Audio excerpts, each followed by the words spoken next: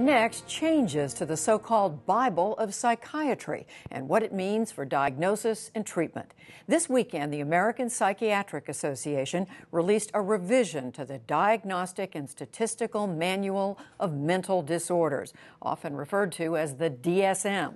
It is the first comprehensive update since 1994. Doctors often utilize the DSM to diagnose mental illnesses, and there's been much debate over the years about its role. We look at the changes to this manual now with two experts. Dr. Michael First, he's a psychiatrist at New York Presbyterian Hospital and a professor at Columbia University. And Dr. Stephen Hyman, former director of the National Institute of Mental Health at NIH. He's the director of the Stanley Center for Psychiatric Research at the Broad Institute. Gentlemen, we welcome you both. Dr. First, let me turn to you. Why is this updated diagnostic manual so important? Well, the reason it's so important is the DSM is the guidebook that's used by all mental health professionals. It's crucial to their ability to practice. It defines all of the psychiatric diagnoses, and the psychiatric diagnosis, arriving at a correct psychiatric diagnosis, is the first step in trying to pick the best treatment for patients. So it's something that has enormous influence on everyone's ability to provide the best treatment that's possible. Dr. Hyman, you have a somewhat different take on the value of it. Well, I think it's critically important, as Dr. First said, for diagnosis and for insurance reimbursement. But I think that the DSM is scientifically early. The brain gives up its secrets grudgingly, and we have to understand the DSM as a set of guidelines to diagnosis of often very serious disorders, but not as the Bible of psychiatry. It is hardly meant to be, by either the people who wrote it or in reality, a perfect mirror of nature. If it's an imperfect thing, Dr. First, how does that affect what doctors can do and how patients are helped or not helped? Well, it's imperfect mainly because our understanding of the core of how mental disorders, what's behind mental disorders remains, there's a lot more to be understood. And certainly as we understand more over the years, our ability to provide the ultimately best treatment will continue to be improved. But what the book does now, it's really a culmination of what we know about mental disorders, and that's very, very helpful in being able to pick the right treatment. So I agree with Dr. Hyman. It's certainly not a Bible. I think a better way to look at the DSM, it's like a dictionary. It allows people to communicate. Allows mental health professionals to communicate with one another. It allows them to communicate with their patients. And it allows us to communicate with administrators so that we're all talking about the same conditions. It has its limits because our knowledge of the way mental disorders work has their limits. Dr. Hyman, so how are patients affected by the changes in this new version of the manual? Well, I think the most important thing are patients. I mean, after all, diseases like schizophrenia, bipolar disorder, autism, depression, OCD, and I could go on, are the most disabling disorders in aggregate in the United States and cause enormous suffering.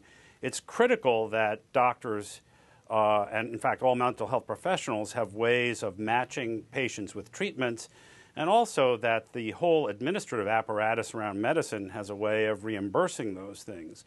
What the DSM does is to provide a shared language so that mental health professionals and patients and insurance companies know they're talking about the same thing.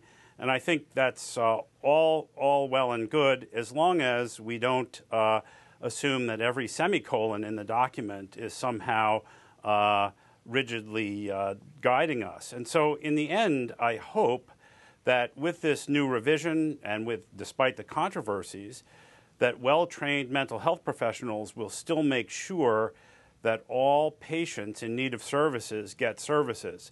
And I don't really see anything in the revisions that should get in the way of that. Well, that's a question, Dr. First. How much danger is there? Because there are some changes in here. For example, Asperger's is, I guess, no longer in a separate category. It's put under the heading of autism, but that's just one of a number of modifications that were made.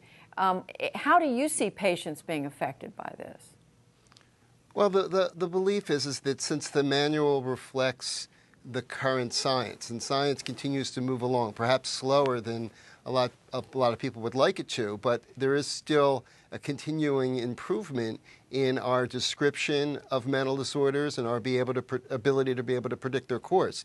So the DSM will provide patients as well as their clinicians with the most up-to-date information to be able to provide help. Again, it's far from perfect, but it's still extremely useful, and it's the best we have. And I think we have a lot to offer our patients, and the DSM is really the most up-to-date tool to provide that help to our patients. But I heard Dr. Hyman say that if professionals interpret it too rigidly, that could be harmful. That's true. It's one of the rules on the front of the DSM that's been there actually since the beginning. Is it says it very, very clearly. It's not to be used as a cookbook. Clinical judgment. You know, people go and learn how to be mental health professionals and spend years in practice gaining a skill, and that skill is the ability to use their clinical judgment in making decisions. And that clinical judgment remains crucial. The DSM is part of the decision-making process for making a psychiatric diagnosis. And Dr. Hyman's actually absolutely right. If somebody were to open up the book and just read the words and just apply them without using any clinical judgment, that could be very, very harmful. But that's completely at odds with the way the book's supposed to be used. And it says so in the front of the book in plain language. This is not a cookbook. This must be used with clinical judgment. Dr. Hyman, what about the use that insurance companies and others make, even educational institutions make of this, and how doctors use it? Well, I often say that doctors use the book, but just in the way that Dr. First said, with clinical judgment. People who are insurance claims adjusters and educators and people in courts of law are not trained as clinicians and tend to read the book quite literally. And I think it's important that with the revision there be appropriate educational efforts, again, to make sure that nobody who really is in need of services is denied services or the book is taken to be too literal. I think given our current state of knowledge, there have to be compromises, and the book provides a way of communicating between clinicians and patients and people like insurance claims examiners. That said, I think the greatest problem with the book, and I think Dr. First and I agree with this, the people who should take it least literally are scientists, because you can get yourself into the fix that if you recognize that the book is imperfect, but you force yourself to follow every dictate quite literally, then you find yourself unable to make the very necessary progress that psychiatry needs. Again, the brain is the most complicated organ in the history of human scientific endeavor, and we need to be able to approach it with an open mind. Well, it does offer some big changes, and we thank you both for helping us at least understand a part of how it all works. Dr. Michael First, Dr. Stephen Hyman, we thank you both. Pleasure. Thank you.